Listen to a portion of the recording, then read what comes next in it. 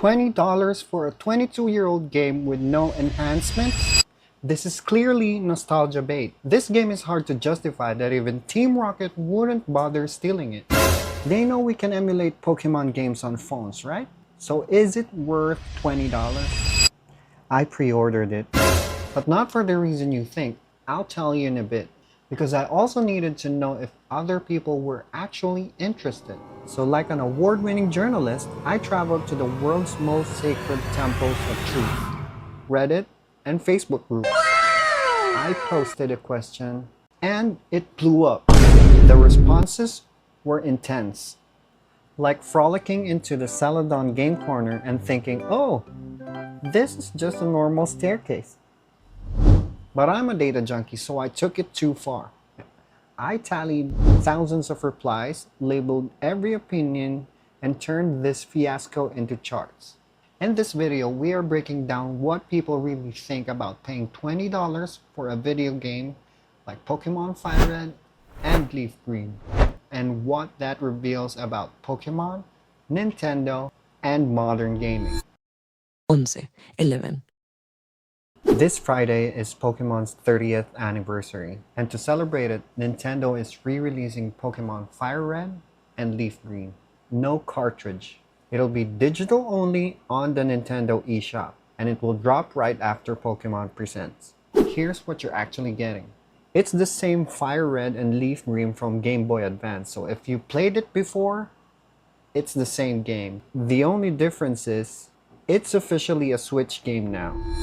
If you want to trade or battle, online play is not supported, but you can do it using local wireless connection with up to 4 players. If you're on Switch too, you can at least use game chat to trash talk. But there are 3 language versions available: English, EU French, and EU Spanish. So make sure to pick the right language version. As for my reason, I've never owned the cartridge. I also never bought the game. I just downloaded the ROM as a kid. And this is me finally trying to clear my conscience for $20. Say what you want about Nintendo's prices, their quality bar is real. They've been making great games for decades. And that's why people keep coming back.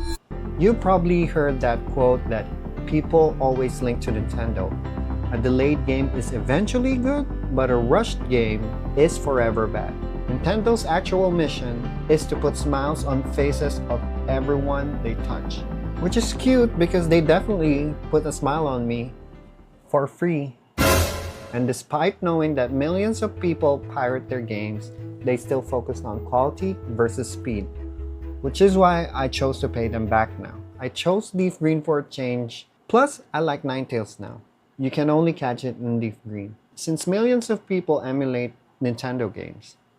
I figured I can't be the only one with morally complicated feelings. Or do they have other reasons?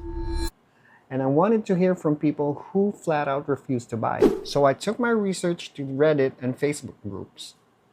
Within minutes, my post exploded. I was getting tons of views every hour and the comments just keep pouring in. Some of my cross posts even got taken down after they already hit thousands of views. But then I realized I had a problem. I needed to make sense of the chaos. So I activated my data analyst brain and started combing through every comment and reaction. I wanted to read all of them anyway. And after the dust settled, here's the general consensus. It was almost a tie, but if this was an election, no wins.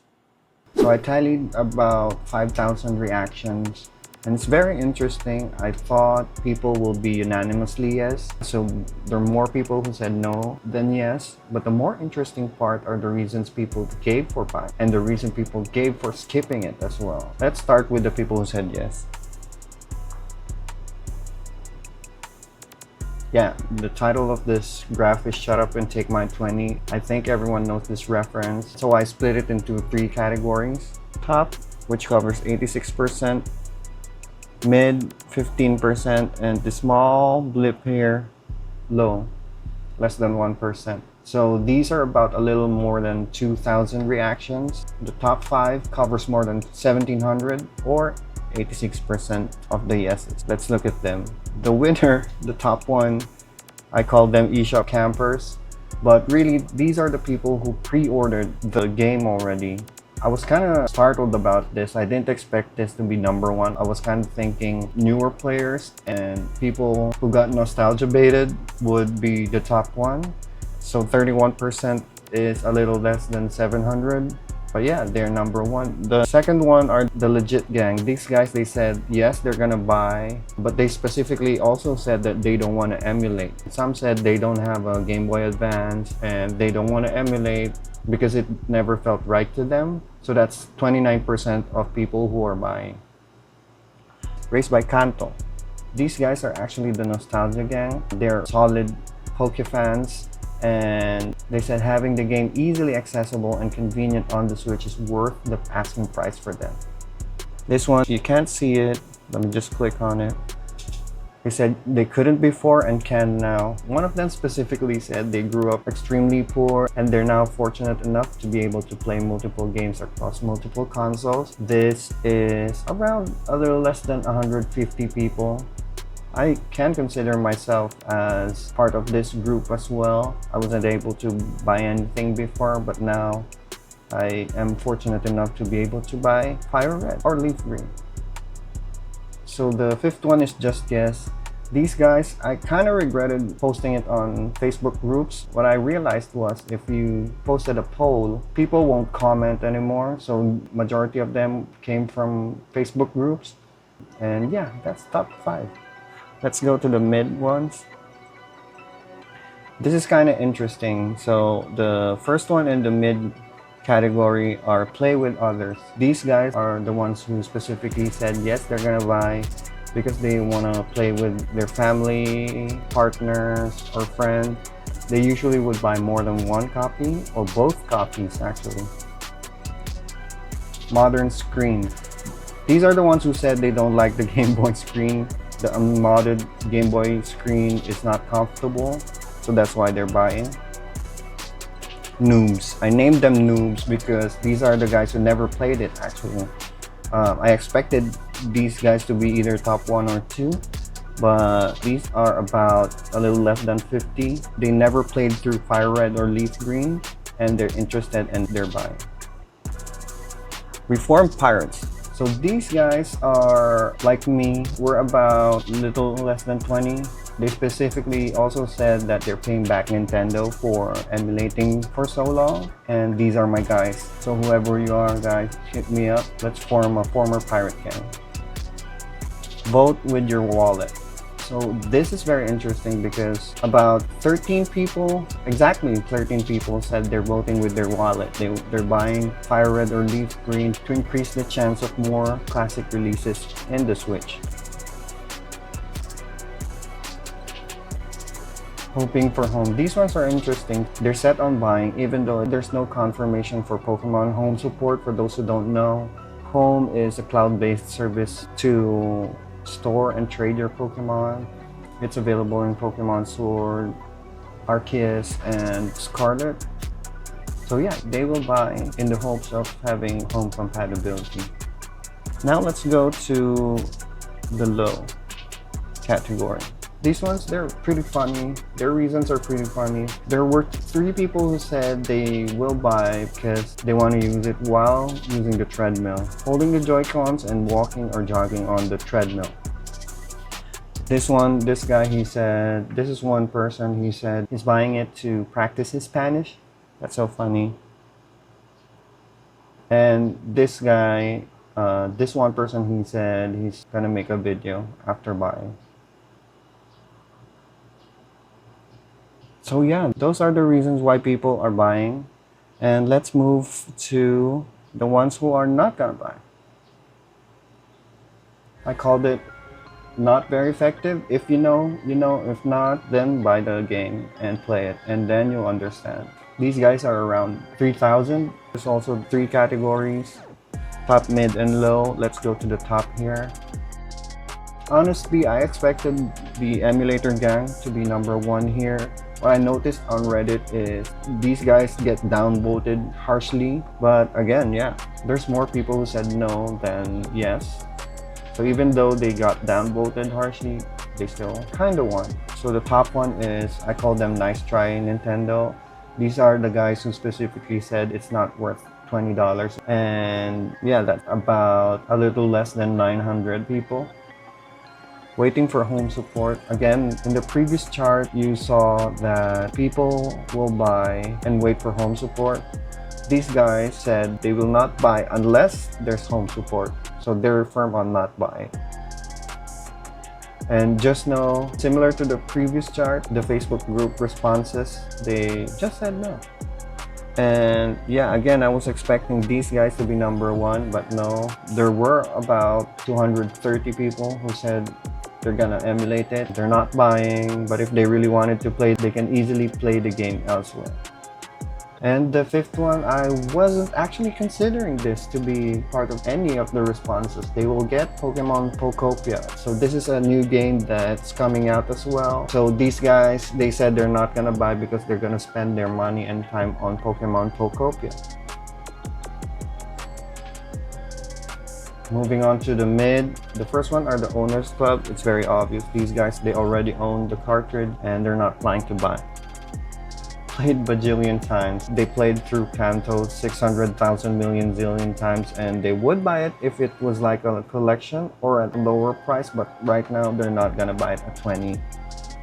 Pile of shame. So these guys have too many backlogs or are playing a different game right now. Some said they pre-ordered Resident Evil. It's coming out the same day. Most of them simply because they have too many games in their backlog at the moment, so they're not gonna buy. Next version. So these guys are waiting for a different classic Pokemon version similar to those who voted with their wallets. These guys are just on the sidelines waiting for a new classic version to come out, like Heart Gold or Soul Silver. Physical boys. So in this group, they're opposed to buying digital. Since the release is digital only, they need a cartridge before they'll purchase. Not for 20. These are the ones who said they're not buying, but they're waiting for a sale. But knowing Nintendo, first-party games are extremely rare to see on a sale at significant discount. So yeah, a sale is not happening for these guys. Money printer port. So these guys specifically said that Nintendo is greedy. This is a cash grab. And it's a lazy port of the ROM. They literally just pulled out the ROM from the cartridge. So it's a very lazy port and they're not buying it.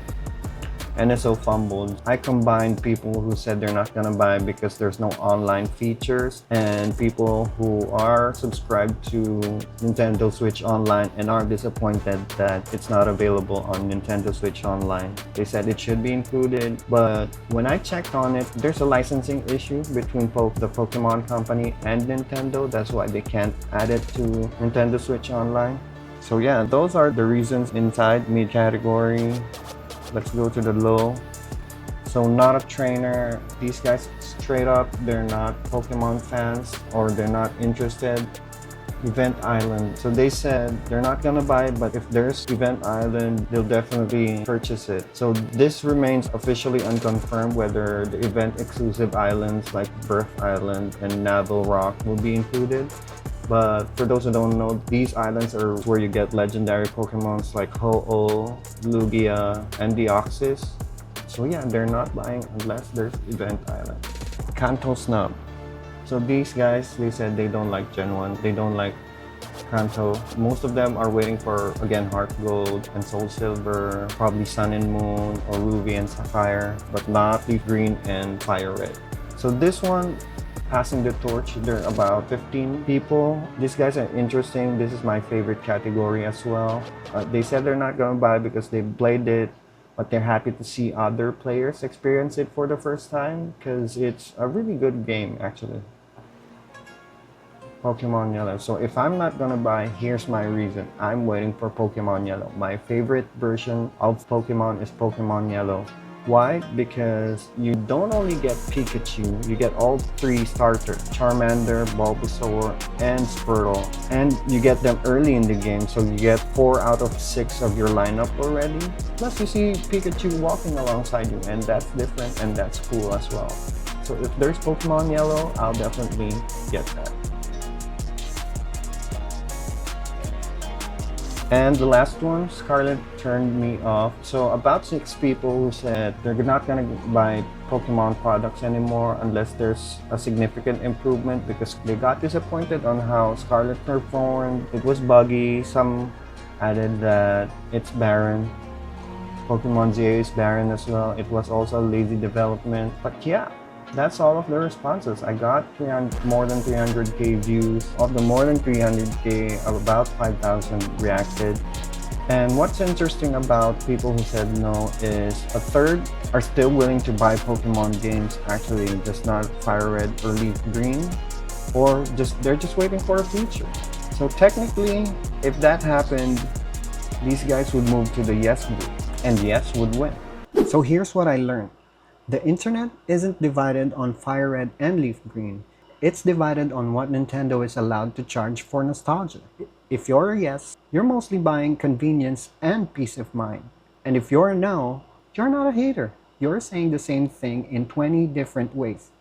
Make it worth it. And Nintendo won't read your post, they'll read your receipts. If this sells, $20 becomes the new normal for classic ports. And if it doesn't, well, let's hope that's when bundles, discounts, and maybe home support suddenly becomes possible. I already know why I bought it. The real question is, would you? And why? Comment yes or no below, and at what price would make it worth it. Thank you for watching and subscribe for more.